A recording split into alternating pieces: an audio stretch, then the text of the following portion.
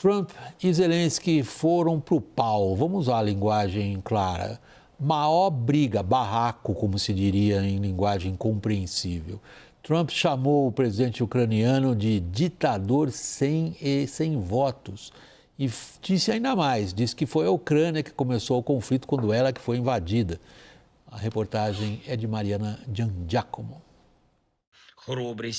Zelensky disse que confia na solidariedade da Europa e no pragmatismo dos Estados Unidos. E que espera uma conversa construtiva nesta quinta-feira com o enviado da Casa Branca para a guerra, o general Keith Kellogg. As tratativas contrastam com um clima tenso entre Zelensky e Donald Trump, após a Ucrânia ser excluída das conversas entre as diplomacias americana e russa pelo fim da guerra. But today I heard, we weren't invited. Well, you've been there for 3 years. You should have ended it 3 years. You should have never started it. You could have made a deal. Trump chamou Zelensky de ditador sem eleição, por seguir no cargo mesmo após o fim do mandato, em 2024, e disse que se o líder ucraniano não agir rápido para garantir a paz, não terá mais país. A Ucrânia está sob lei marcial por causa da guerra, o que impede novas eleições. E Zelensky disse que Trump vive num ambiente de desinformação. A troca de farpas é o sinal mais visível do fim do apoio irrestrito dos Estados Unidos à Ucrânia. O antecessor da Casa Branca, Joe Biden, enviou bilhões de dólares em ajuda financeira e militar ao governo Zelensky. Trump exige contrapartidas para o socorro na guerra, mas Zelensky se recusa a assinar o plano de exploração de riquezas minerais da Ucrânia no valor de 500 bilhões de dólares proposto pelos Estados Unidos. O ucraniano afirma que a proposta não oferece garantias de segurança no pós-guerra e que não pode colocar o país à venda. No campo de batalha, os confrontos aumentam. Militares ucranianos disseram que os ataques no leste do país se intensificaram drasticamente nos últimos dias, à medida em que avançam as negociações com Moscou para o fim da guerra.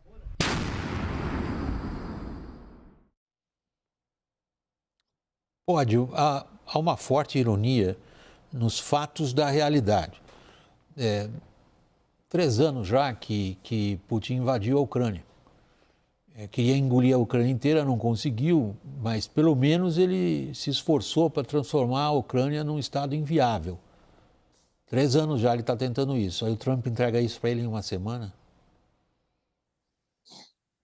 Eu diria mais, né? Eu acho que o Vladimir Putin ele estava, de fato, nos últimos meses, aguardando o resultado das eleições americanas para saber como que seria, como que ele procederia a partir de então, né? Então ele foi um dos grandes vencedores dessas eleições norte dos Estados Unidos, como se comprovou agora, foi o Vladimir Putin. Eu acho que o que a gente está diante aqui, que não é apenas os Estados Unidos abandonando a Ucrânia, mas é os Estados Unidos abandonando os europeus, a Europa como um, né? O que a reação na Europa a essa fala do Donald Trump foi uma reação de choque, né? Os europeus sabem que a Rússia, o Vladimir Putin, ele tem pretensões que vão para além da Ucrânia, né? Então nós temos aí um pilar da ordem internacional construída, patrocinada e sustentada pelos Estados Unidos desde o final da Segunda Guerra Mundial.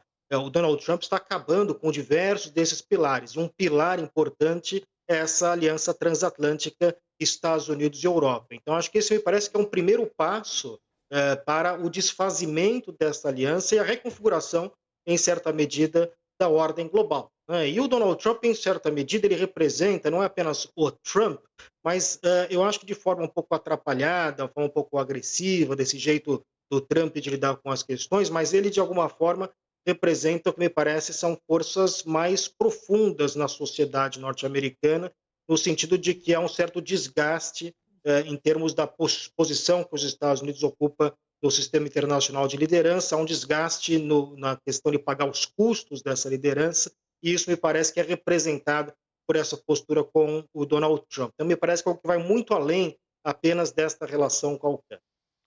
Vamos testar esse argumento de novo, o argumento do pódio, a gente conhece. Vamos ver o argumento de quem acha que Trump está fazendo a coisa certa, Leonardo? E, nesse sentido, muitos dos que apoiam o presidente americano dizem o seguinte: vocês ficam impressionados com o jeito dele se comportar, mas isso daí é só para conseguir uma posição de negociação melhor. E, no fundo, ele sabe o que está envolvido e, no fundo, ao se comportar como ele se comporta, Ele está reconhecendo os dados da realidade, assumindo que a Ucrânia não tem mesmo chances de sobrevivência se ela insistir em recuperar o território que lhe foi tomado pela Rússia, e que é melhor aceitar nesses termos, que acaba sendo bom para todo mundo. É isso, Leonardo?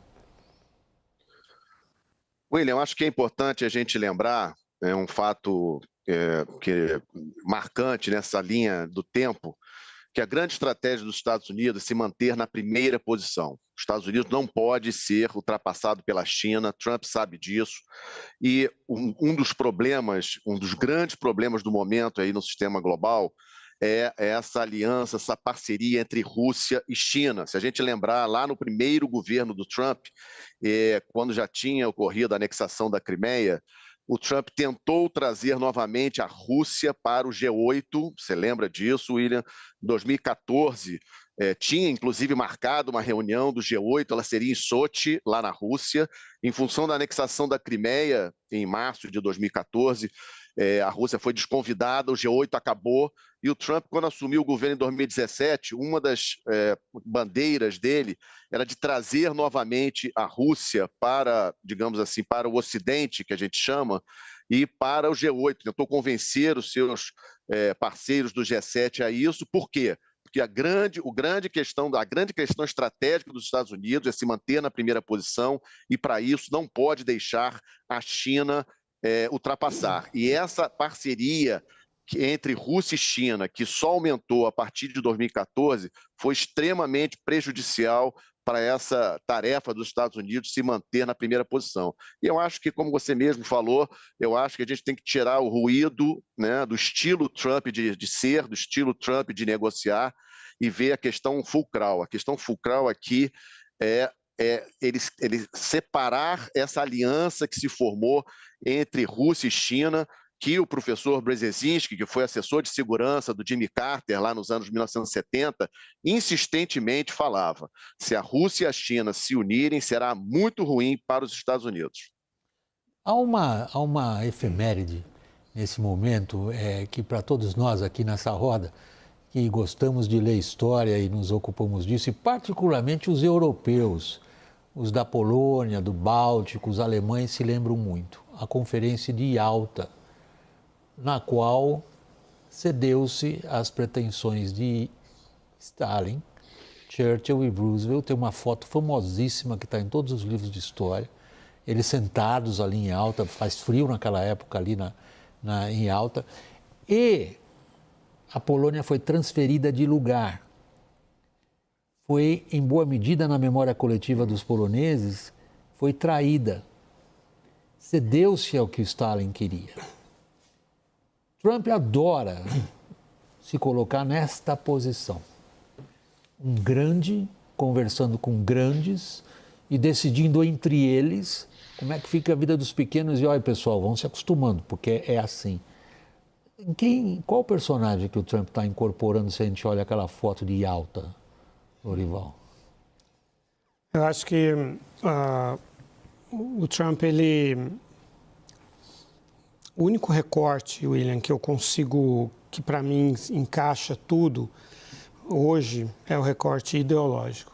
Eu acho que o recorte geopolítico já não se encaixa. Eu acho que a estratégia, if any, né? Acho que não tem estratégia do Trump para a China, mas, enfim, o que o Trump vai fazer em relação à China está longe de estar claro. Eu acho que, se você olhar, por exemplo,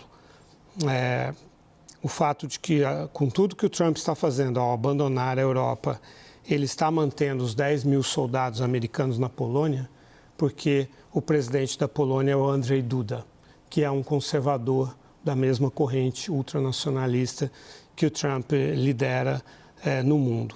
O que o Trump disse hoje sobre o Zelensky é muito parecido com o que o presidente Lula disse antes de ser eleito pela terceira vez à revista Time, que ele era um comediante que estava provocando uma guerra.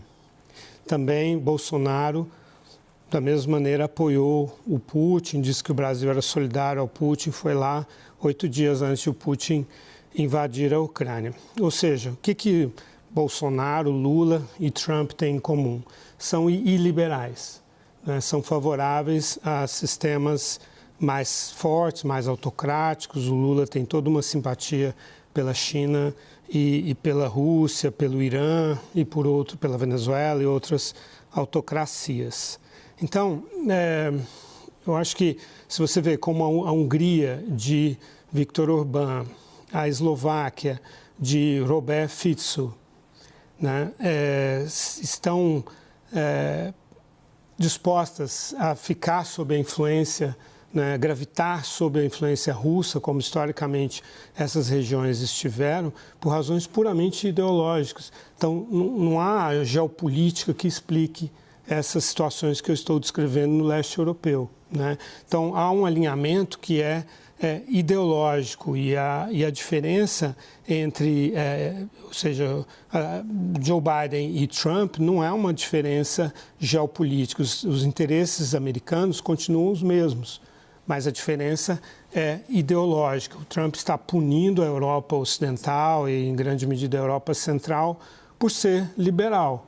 Na medida em que você tiver um governo de Le Pen na França, assim como ele apoia a Alternativa para a Alemanha na Alemanha, todas essas frentes não iliberais, a atitude dele será diferente. A Giorgia Meloni é que ficou totalmente no meio dessa história, tanto que ela hesitou nessas duas reuniões de Paris sobre a posição dela, porque de um lado ela tem um aspecto ideológico muito forte de alinhamento com o Trump, de outro lado a Itália depende do dinheiro da União Europeia, né?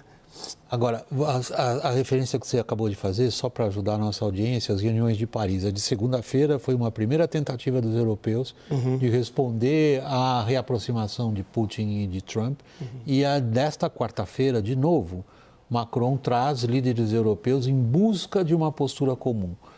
Então, a gente pode examinar, e como você fez, você examinou o que o Trump faz do ponto de vista do elemento ideológico. Agora, as consequências geopolíticas do que ele faz, seja por um raciocínio estratégico, if any, como você disse, que possa existir, seja por um raciocínio meramente político-ideológico, que você está descrevendo, cria consequências geopolíticas para os europeus. Fatos geopolíticos. E como é que os europeus estão se comportando diante desses fatos geopolíticos? Pode? William, eu acho que até a sua referência aí alta é muito interessante, né? Porque isto reflete um mundo, né? Quer dizer, o fim daquele mundo lá do século XIX, né? E alta esse mundo, a transição do pós-segunda guerra, né? Acontece em fevereiro de 45, onde você tinha ainda a possibilidade de discutir um arranjo internacional com 3 indivíduos sentados, né? Então senta lá o Churchill, o Stalin e o Roosevelt e decide tudo que vai ser o ordenamento internacional. Hoje não é mais possível esse mundo. É um mundo muito mais complexo, com muito mais atores, né? Muito mais difícil de você voltar a fazer esse jogo das grandes potências, né? Então o Donald Trump, ele cada vez mais, ele vem reforçando que a visão dele de relações internacionais é uma visão do século XIX, essa visão pré-1945, a visão de que é o jogo das grandes potências e neste jogo das grandes potências os pequenos devem se calar, né? A Europa, claro, de hoje não é a Europa que acabou de passar pelas 2 guerras mundiais, né? Você tem uma outra configuração hoje na Europa, no resto do mundo como um todo, a própria China como um ator importante. Então, este mundo que o Trump quer reproduzir com essa técnica de negociação, com esta volta desse jogo das grandes potências, não me parece que é possível de se reproduzir no século XXI. Essa é uma excelente provocação intelectual a todos que se preocupam com relações internacionais e geopolítica, Leonardo Matos. É possível pensar o mundo como Trump nos evidencia que ele pensa? Um mundo no qual 3 pessoas sentadas numa cadeira, os fortões, conseguem reordenar o que eles acham que tem que ser reordenado? Olha, William, acho que eu gostaria de insistir na questão realista, embora respeite a posição dos meus amigos aqui, mas, no final das contas, o que nós vimos nas reuniões de segunda-feira e hoje lá em Paris é que a Europa não tem uma organização, não tem uma liderança. Primeiro que não tem uma liderança. O Macron tenta exercer essa liderança, mas efetivamente não tem muito sucesso. Nós teremos uma eleição importantíssima nesse domingo, que é a eleição na Alemanha, vamos ver para onde que a Alemanha vai. E a Europa ela não está coordenada, não está organizada. Então, por isso que o Trump alijou a Europa dessas negociações com a Rússia, ele quer resolver a questão da Rússia. Eu volto a insistir, a questão da Rússia, com a Rússia não é ideológica, a questão com a Rússia é geopolítica, para os Estados Unidos se manterem na primeira posição e não deixar a China ultrapassá-lo no concerto internacional. Não pode deixar mais essa aliança entre Rússia e China. Ele tem que trazer novamente a Rússia para a Europa, e a Europa se beneficiava dessa parceria com a Rússia em termos pragmáticos, não ideológicos, porque a Europa recebia gás e petróleo diretamente da Rússia, gás, por exemplo, muito mais barato do que recebe atualmente de LNG, vindo inclusive dos Estados Unidos, vindo do Catar. Ou seja, a gente tem que analisar essa questão do ponto de vista pragmático, geopolítico. A Europa se beneficiava das relações com a Rússia, tanto é que a Angela Merkel, mesmo depois da anexação da Crimeia em 2014, ela assinou com o presidente Putin a questão do Nord Stream número 2, ou seja, a Alemanha ia receber mais gás ainda da Rússia, porque recebia gás barato. Agora os alemães estão tendo essa crise econômica que deve mudar o governo alemão. Um dos motivos, aumento do custo de energia. Então, eu prefiro ver essas questões do ponto de vista pragmático. O Trump quer resolver a questão da guerra da Ucrânia, porque realmente, como você mesmo falou, é um menor, não é importante para o Trump. Para o Trump é importante trazer a Rússia de volta para o lado de cá, digamos assim, desse muro aí geopolítico. Que capacidade que jogo os europeus podem fazer, Rodolfo? Bom, a própria lição da Angela Merkel é claríssima nesse sentido, né? Teve que colocar 13 bilhões de euros na mesa, porque fez o Nord Stream 2 com uma ingênua esperança de apaziguar o Putin, não é? De aumentar a dependência da Rússia em relação à Europa. A leitura que o Putin fez foi a inversa dessa, foi a de que a Alemanha, em particular, e a Europa em geral, passaria a depender mais da Rússia, tanto assim que o Nord Stream 2 foi concluído no dia 13 de dezembro de 2021. Ele esperou essa conclusão e aí, em 24, 25 de fevereiro, do ano seguinte, ele invadiu a Ucrânia, porque ele achou que o Nord Stream criaria um fato consumado, uma dependência. Então, esses cálculos, eles não se aplicam à forma do Putin de agir. Ele consegue manipular líderes como o Trump, né? O Trump agora encampou todo o discurso do Putin a respeito das causas desse conflito e isso não vai enfraquecer de forma alguma a relação entre a Rússia e a China, pelo contrário.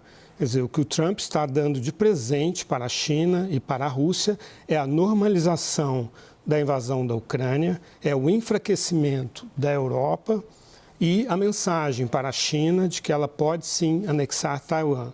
O Trump está desfazendo a ambivalência estratégica, né, em relação a Taiwan, ao contrário do que o Biden fez.